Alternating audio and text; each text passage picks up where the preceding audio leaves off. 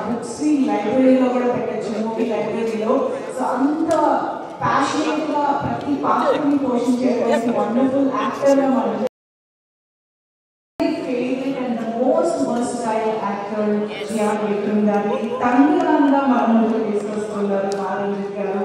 నిజంగా ఇన్ని సంవత్సరాల సక్సెస్ తర్వాత